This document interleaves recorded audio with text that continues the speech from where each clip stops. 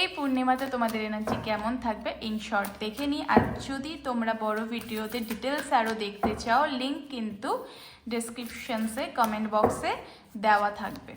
ওকে, তো চলো ইন শর্টে দেখে নেব যে এই পূর্ণিমাতে কি চেঞ্জেস আসছে, কি এনার্জি আসছে, কি পরিবর্তন হতে চলেছে তোমাদের জীবনে। Okay, a new start is coming. তোমাদের জীবনে কিন্তু একটা ভালো সুন্দর পরিবর্তন আসতে চলেছে, একটা নতুন শুরু কিন্তু তোমরা করতে চলেছো। কারো কারো ক্ষেত্রে এটা নতুন ব্যবসা, নতুন চাকরি, এবং কারো কারো ক্ষেত্রে কিন্তু সেটা নতুন প্রেম বা বিবাহ হতে পারে। The answer you need are coming.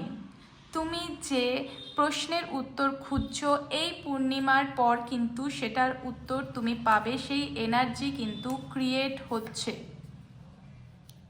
Nothing will come of this situation. যে সিচুয়েশনের মধ্যে স্টাক হয়ে রয়েছো, নিজেকে বার করতে পারছো না, স্টাক ফিল করছো, সেই সিচুয়েশন থেকে কিন্তু তুমি কিছু পাবে না।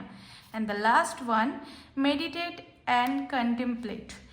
মেডিটেশন করো, নিজেকে অ্যালাইন করো ইউনিভার্সের সাথে, এনার্জির সাথে, তাহলেই কিন্তু তুমি পজিটিভ যা যা চাইছো সেগুলো কিন্তু পাবে। And the bonus one is you are good enough. Okay, নিজেকে ছোট মনে করো না, নিজেকে ভেবো না যে আমি এটা পাওয়ার যোগ্য না, হয়তো তাই ইউনিভার্স আমাকে দিল না, বা এটা আমি হয়তো ডিজার্ভ করি না। না, এরকম কিছু না, তুমি সব ডিজার্ভ করো। ইউনিভার্স তোমাকে ততটাই দেয় যতটা তোমার প্রাপ্য আর যতটা তোমার জন্য ঠিক।